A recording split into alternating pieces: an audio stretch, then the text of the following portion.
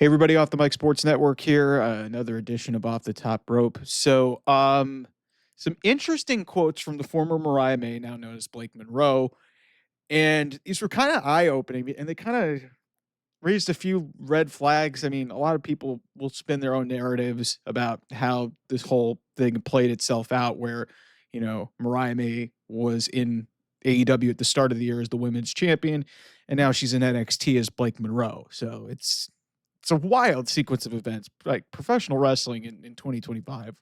Like on two separate occasions this year, you've had AEW people who were under contract and then literally basically were moved off the page and within like a week or two were in the other place. It's crazy. So Mariah May basically said she said, quote, "I felt a little dejected at the end of last year and I didn't know it being WWE was an option." She said she started training again and fell in love with wrestling. So it made me think the fact that she was saying that she was dejected last year, mind you, she was the women's champion last year, but she was the women's champion from August all the way to February.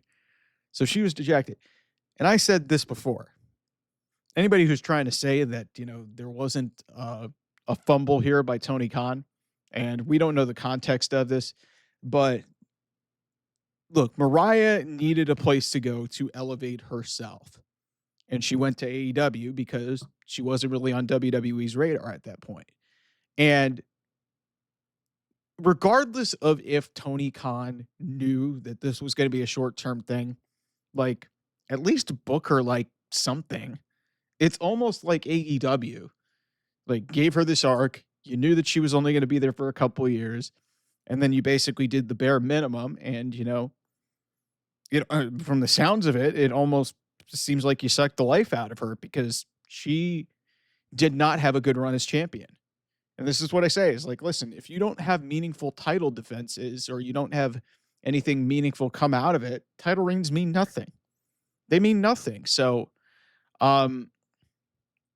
listen, I don't know what happened. I'm just glad that she's happy and that she is healthy and she fell back in love with what the whole thing that she wants to do, and now she's Blake Monroe and she's got a different like vibe to her character. We'll see how it goes. We really haven't seen much of her yet, but that's just like on her. This was on her vlog and on her YouTube channel. She's saying this out to her fans. She's saying, "Man, I felt a little bit dejected," and I know a lot of people are going to get mad at her because they think that she was a backstabber to AEW. No, she was doing good business because it'd be one thing if you were under contract and, it'd be one thing if you're under contract and you were just flagrantly not doing work and you asked out of your contract.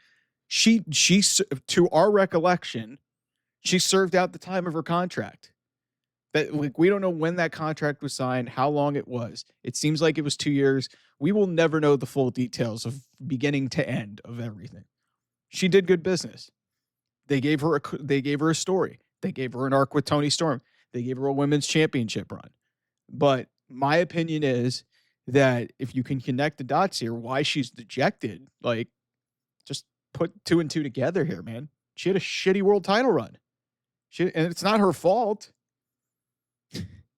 I mean, you had Mercedes Moné hanging around there, and she was in another division, and obviously you're not going to have those two go together. I think that was a massive missed opportunity.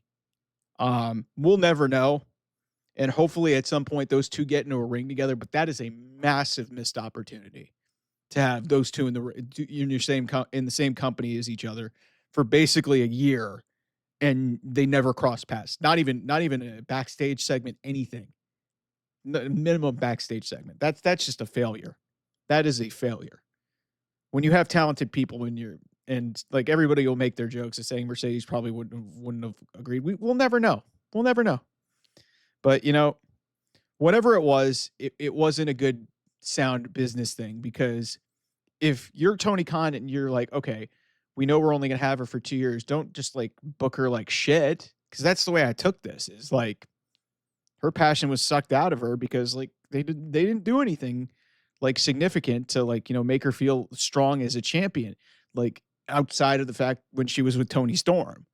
And she's a talented woman, and you can see that she's got a lot to her and she's going to be great in NXT. But hearing her say that she was dejected while she was the champion, I can't for the life of me figure out if that's just a reflection of the way she was booked, how things were going, the labors of being the champion or whatever. I don't know what it is, but it doesn't. The timing of where it was and saying that it was last year and the fact that she was the women's champion, that's another not good look for AEW, no matter how you slice it. So I wish her well in WWE.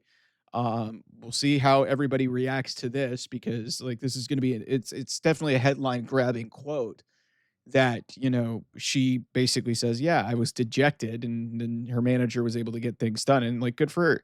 And she basically is also she's 26 years old and she's a WWE, she called it the greatest achievement of her life. And now listen, if you AEW fans are going to be like, okay, you're going to be petty about, oh man, she just used this to get what she wanted. It's like, listen, guys, this is how business works, okay?